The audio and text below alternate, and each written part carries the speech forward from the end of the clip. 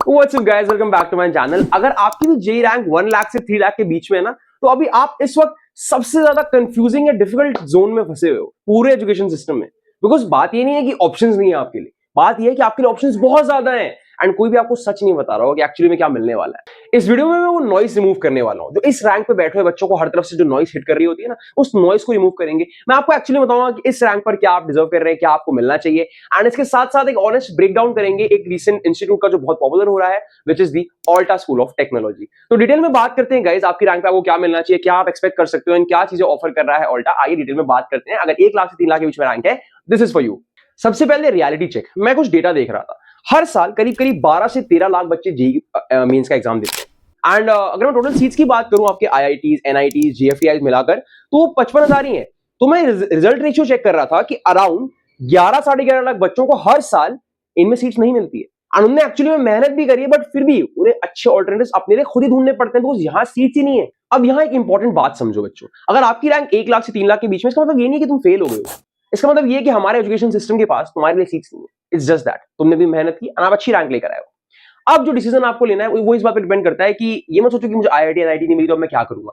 ये सोचो कि अब मैं ऐसी कौन सी जगह जाऊं जो मेरी कैपेबिलिटी को, because you are a capable student, आप 1 लाख से 3 लाख रैंक के अंदर हो, आप अच्छा करके आए हो, आपकी कैपेबिलिटी को एक बेहतरीन करियर में कन्वर्ट कर दे। अपने लिए ऐसा कुछ इंस्टीट्यूट आपको ढूंढना पड़ेगा because you are not bad, you just need the right path.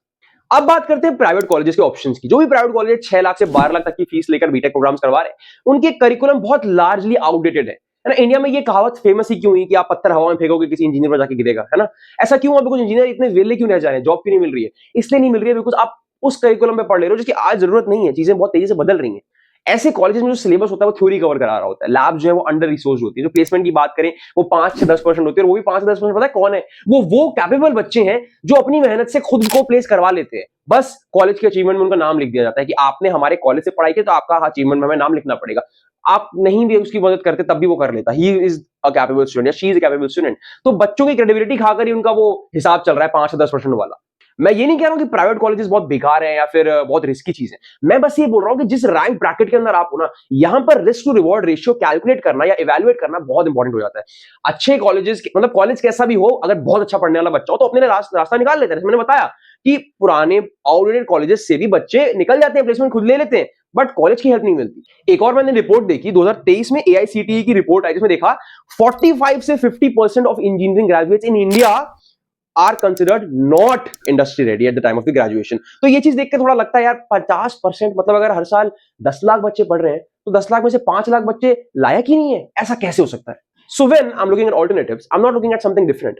I'm only looking for something that actually solves this problem कि वहां से बच्चे निकले तो 50% नालायक ना निकले, 50% को कुछ पता ही नहीं है, उनके साल खराब हो गए। ऐसा ना हो। जो इतनी सारी स्टैंड अप कॉमेडीज होती हैं आज के टाइम पर कि भाई मैं और तुम मतलब मैं इंजीनियर हूं और तुम एक नॉर्मल स्टूडेंट हो, मुझे और तुम्हें बराबर ही पता है। ऐसा क्यों है भाई? आपको तो बहुत पता होना चाहिए। तो वो डिफरेंस लाना जरूरी है यार। ऐसा ही कुछ ढूंढने के लिए हम ये वीडियो लेकर आए हैं। तो अब बात करते हैं ऑल्टा स्कूल ऑफ टेक्नोलॉजी की। क्या है ऑल्टा स्कूल ऑफ टेक्नोलॉजी? इनकी वेबसाइट भी मैंने सामने खोली हुई है, हर चीज डिटेल में डिस्कस करते हैं, आपको सब कुछ मैं अच्छे से बताता हूं। ऑल्टा स्कूल ऑफ टेक्नोलॉजी एक रिलेटिवली नया नाम है, लेकिन जो करिकुलम ये फॉलो करते हैं, जो स्ट्रक्चर ये फॉलो करते हैं, वो एग्जैक्टली उसी प्रॉब्लम का सोल्यूशन है जिसके बारे में हमने अभी बात करी है। Alta is not a traditional engineering college, it's a tech school designed specifically around that question, what is the industry demanding right now and what it will be demanding in the future। 2026 में jobs किन की लग रही हैं, 2030 में किसकी लगेगी? चीजें बदल रही है ना, तो आपको बदलना पड़ेगा। और ये खुल के बोलते हैं अपने ब्रोशर में कि इनने जो करिकुलम बनाया है वो कोई यूनिवर्सिटी रेगुलेशंस के हिसाब से नहीं बनाया है। एआईसीटी चेकलिस्ट जो है, जो कि 2009 में बनी थी, एआईसीटी की चेकलिस्ट, उसके हिसाब से नहीं बनाया है। इनने अपना करिकुलम जो है वो एक्चुअल जॉब डिस्क्रिप्शंस देख के बनाया। आज के जॉब डिस्क्रिप्शन में डिमांड के जॉब डिस्क्रिप्शन वो होता है जब आपको ऑफर आता है ना कि ये जॉब अवेलेबल है, ये चीजें चाहिए, क्या चीजें चाहिए उन्हें, वो देखते हैं ये लोग, है ना। आज के टाइम में इंडस्ट्री हायर करते हुए क्या मांग रहा है वो देखकर करिकुलम बनाया। मतलब इनका एक बैकवर्ड फेसिंग करिकुलम है। पहले देखो जॉब मांग क्या रहा है, फिर पढ़ाओ। ये नहीं कि पढ़ा दिया पता ही नहीं जॉब में क्या मांग। ऑल्टा स्कूल ऑफ टेक्नोलॉजी से पढ़ने के बाद आपको बीटेक की डिग्री मिलती है थ्रू देयर पार्टनर कैंपसेस, जो कि इंडिया में 5 जगह पर है। ADYPU Pune, Sage university Indore, IITM Sonipat, VGU Jaipur and Bangalore campus. तो ये 5 कैंपसेस से आपको बीटेक की डिग्री प्रोवाइड करते हैं। तो थोड़ा सा डिटेल में देख लेते हैं ऑल्टा के बारे में, हाइलाइट्स एक बार चेक कर लेते हैं कि क्या-क्या चीजें कहां-कहां अवेलेबल है। कैंपस मैंने बताया 5 जगह पे है इंडिया में, आपके पुणे, इंदौर, सोनीपत, जयपुर, बैंगलोर, जहां भी आप रहते हो वहां से आप जाके अप्लाई कर सकते हो। डिग्री की बात करें तो AICTE अप्रूव्ड बीटेक की डिग्री मिलती है, जो कि UGC रिकॉग्नाइज्ड है। कमाल की बात है। करिकुलम बच्चों 100% AI integrated, that is the whole point. आज जॉब में जो मांग रहे हैं वो इनके करिकुलम में है। तो ये मैं कोई खुद से नहीं बना रहा हूं, ये दीज आर जस्ट फैक्ट्स, है ना। हैंड्स ऑन रेशियो की बात करें तो 70% hands on coding from day one, which is a very demanding thing, which बच्चों को ना थर्ड ईयर में कोडिंग सिखाना, फाइनल सेमेस्टर में सिखाना मेक्स नो सेंस। पहले दिन से इतनी प्रैक्टिस करा दो कि जब वो फाइनल में निकले ना तो कोडिंग उसके बाएं हाथ का खेल हो, वो इनके करिकुलम में मेंशन है। साथ में AI टूल्स की अगर हम बात करते हैं, 15 से ज्यादा AI टूल्स आपको डे वन से मिल जाएंगे, जिसमें इंक्लूडेड है chat GPT, Gemini, Claude, Cursor etcetera, everything which is trending right now they are already teaching it. तो इनके यहां से जो बच्चे निकलते हैं वो चीजों करके निकलते हैं। साथ में लैपटॉप की बात करें तो आपको एक एप्पल मैकबुक मिल जाता है। सर्टिफिकेशन की बात करें तो ग्लोबल AI सर्टिफिकेट्स मिल जाते हैं आपको। GSOC यानी गूगल समर ऑफ कोड के लिए आप एलिजिबल हो जाते हो, वहां जाकर अप्लाई कर सकते हो। ICPC के लिए एलिजिबल हो जाते हो। एंड इंडस्ट्री मेंटोर्स की बात करें तो इनके यहाँ मेंटोर्स मतलब वो लोग जो आपको गाइड करेंगे थ्रू आउट द प्रोसेस। अगर आपको कोई स्टेप बाय स्टेप गाइड नहीं करेगा ना, करना क्या है कैसे करना है, तो फिर नहीं कर पाओगे। You need someone to mentor, give you mentorship, guidance के लिए। और इनके यहाँ जो मेंटोर्स आते हैं वो गूगल, 50 से ज्यादा मेंटोर्स आए हैं, Google, Microsoft, Amazon, Deloitte etcetera, इन सब जगहों से। एंड फीस की बात करें तो approximately 3 lakh rupees per year का फीस रहता है। तो अगर 4 साल का प्रोग्राम आप करते हो तो आपके 12 लाख के अंदर आपका कोर्स पूरा कंप्लीट हो जाता है ना। इंफ्रास्ट्रक्चर की बात करें तो इनके पास AI स्मार्ट क्लासरूम है, जो कि अभी हमारे ट्रेडिशनल कॉलेजेस में तो AI घुस ही नहीं पाया, स्मार्ट क्लासरूम्स कहां से आएंगे, ठीक है। AI फाउंड्री लैब भी है इनके पास एक, एंड 24/7 कोडिंग लैब्स है, बच्चे पूरे पूरे दिन कोडिंग कर सकते हैं, वहीं बैठ के करते रहो जो करना है, ठीक है। साथ में हॉस्टल भी अवेलेबल आपको यहाँ पे मिल जाता है। अब आगे इनके करिकुलम को लेकर थोड़ा सा डिटेल में जान लेते हैं कि कैसे क्या चीजें आपको मिलने वाली है। एक बार डिसीजन लेने से पहले सब कुछ देख लो। सी हमें पता है ट्रेडिशनल कॉलेज में प्रॉब्लम क्या है, वहां पर जो सिलेबस का रिवीजन है ना वो 3 से 5 साल में या 10 साल में चेंज होता है। और बात यह है कि आज की इंडस्ट्री में हर 6 महीने में टूल्स बदल जा रहे हैं, तो आपको करिकुलम को बहुत जल्दी बदलना पड़ेगा। वही चीज मेरे को यहाँ पर दिख रही है, जो करिकुलम में एक अपडेट का कल्चर है। लाइक हर सेमेस्टर के बाद ये करिकुलम अपडेट करते हैं। हो सकता है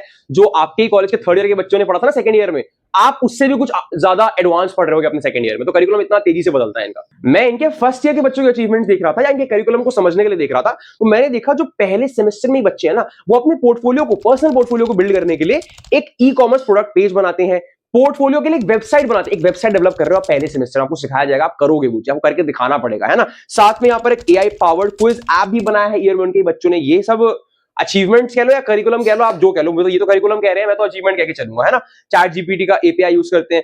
वीक 1 से पहले हफ्ते से आपको 15+ जो मैंने बताया ना जीपीटी टूल्स जो होते हैं, AI टूल्स जो होते हैं, वो मिल जाएंगे। 70% हैंड्स ऑन आपको वो मिल जाती है, experience for coding and all. 30% theory, knowledge भी देंगे एंड साथ में प्रैक्टिकल काम भी करा रहे हैं। तो ये सब इनके हिसाब से करिकुलम है, मेरे हिसाब से अचीवमेंट है।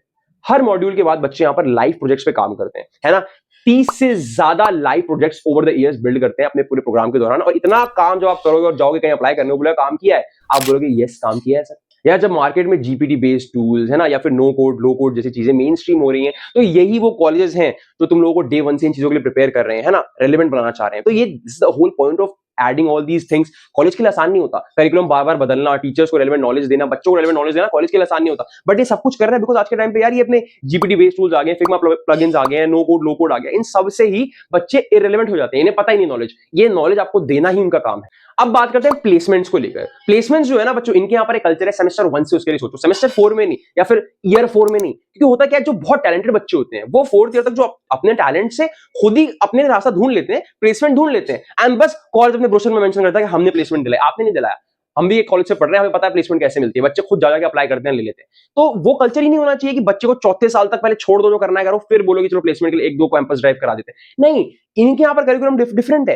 पहले सेमेस्टर से आपको उस तरह से प्रिपेयर कराया जाए कि आज इंडस्ट्री क्या चाह रही है उसके लिए प्रिपेयर करो, ताकि आप प्लेसमेंट्स के लिए रेडी हो सको सेमेस्टर 1 से। क्योंकि जिस ऑल्टा में ना प्लेसमेंट रेडीनेस डे 1 से है। यहाँ पर कुछ चीजें मेंशन है, करिकुलम में ही मेंशन है, इंटीग्रेटेड है, मैं देख लेता हूँ।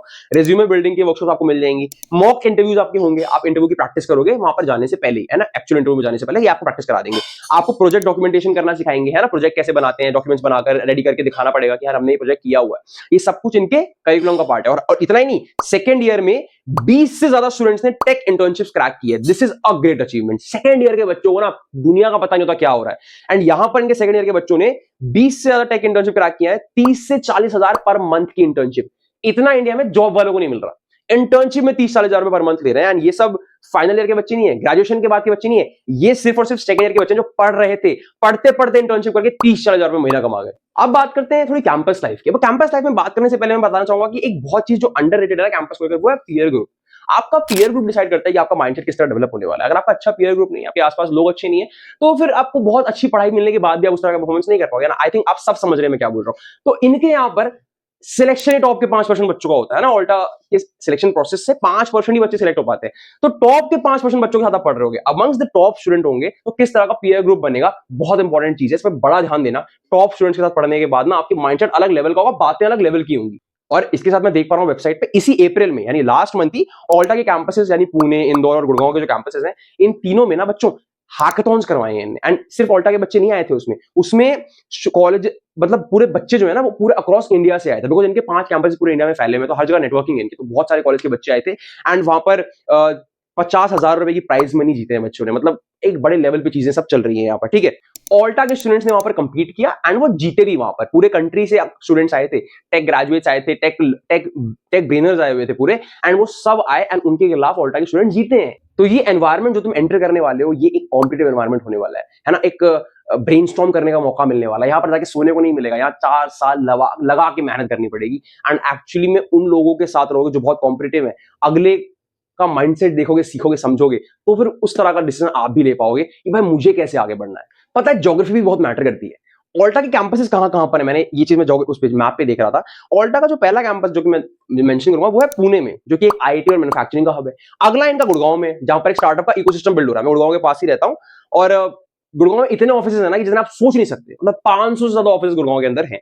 अगला इनका इंदौर में है, जो कि fastest growing tier 2 tech city है इंडिया की। अगला, इसके अलावा बैंगलोर तो आपको मुझे बताने की जरूरत भी नहीं है क्या क्या हिसाब कैसे रहने वाला है, ठीक है। तो इस तरह के कैंपसेस है, ये ज्योग्राफी बड़ी मैटर करती है, आपके पीयर्स के साथ साथ आपका एनवायरमेंट भी मैटर करता है। इंडस्ट्री की प्रॉक्सिमिटी बहुत ज्यादा मैटर करती है, आपकी मेंटोरशिप, आपके लाइव सेशन, आपकी गेस्ट लेक्चर, सब कुछ फर्क पड़ता है। अगर आप इंडस्ट्री से 10 मिनट की दूरी पे हो या इंडस्ट्री के अंदर आपका कॉलेज है, तो फिर कोई भी गेस्ट लेक्चर लेने के लिए इंडस्ट्री एक्सपर्ट आ जाएगा यार, कोई भी गेस्ट लेक्चर के लिए आ जाएंगे, लाइव प्रोजेक्ट्स वगैरह हेल्प करने के लिए आ जाएंगे। तो वो प्रॉक्सिमिटी, आप वहां पर अवेलेबल हो ना, तो आपको गाइड करने के लिए वो चलते फिरते आ जाएंगे, आपको उतनी एक्सपर्टीज मिल जाएगी जिसको लोग ड्रीम करते हैं ना, वो लोग आकर आपको गाइड कर देंगे। तो ये geography it actually matters a lot.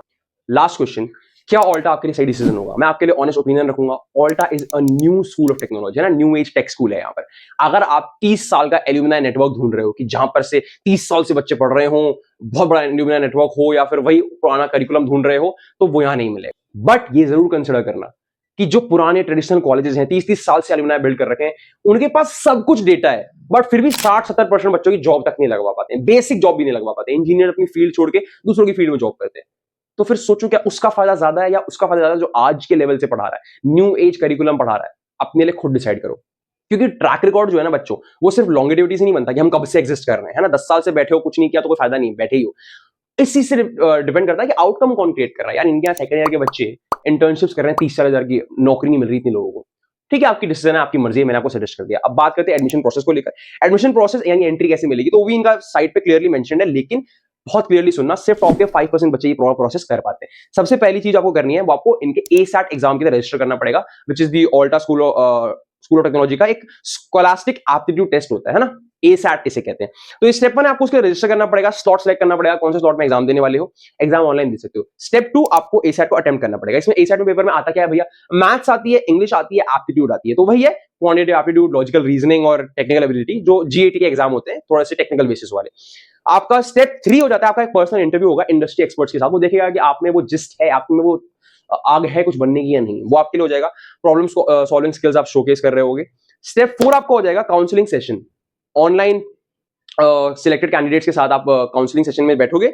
Step 5 आपको होता है, फिर आप सीट ब्लॉक करोगे, है ना, अपना एडमिशन लेटर और डॉक्यूमेंट्स और फीस सब कुछ सबमिट करोगे और आप सीट ब्लॉक करोगे। स्टेप 6 से आपका फिर कैंपस और होटल्स हॉस्टल्स के लिए भी आप जाकर बैग्स पैक कर लोगे और फिर चलेंगे, हम चले बाहर, वो वाला हिसाब हो जाएगा। तो ये पूरा का पूरा बच्चों इनका एडमिशन प्रोसेस है। यहाँ पर इन्हें स्कॉलरशिप भी मेंशन करिए, मैं बता देता हूँ, मेरा काम है आपको बताना।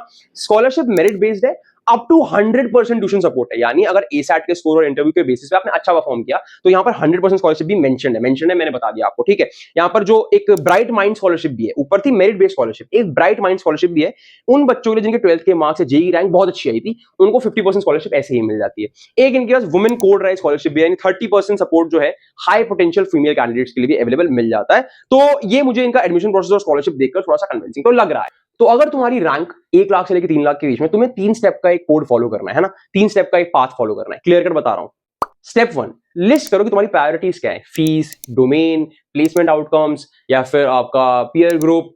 Not what your relatives think you should prioritise, but what you want to prioritise. Step 2, आपके चुने हुए डोमेन्स पे आपकी प्रायोरिटी के बेसिस पे कॉलेजेस को कंपेयर करो, है ना, बहुत सारे ऑप्शंस हैं बाहर, आप कंपेयर करो। उस बेसिस पे नहीं कि फेस्ट कितना बड़ा हुआ था, उस बेसिस पे नहीं कि आपके रिलेटिव्स क्या कह रहे हैं, उस बेसिस पे जो आपने पैरामीटर्स डिसाइड किए हैं, placement support, domains, fees and current relevance from the current curriculum, ये सब कुछ बेसिस पे कंपेयर करो उन कॉलेजेस।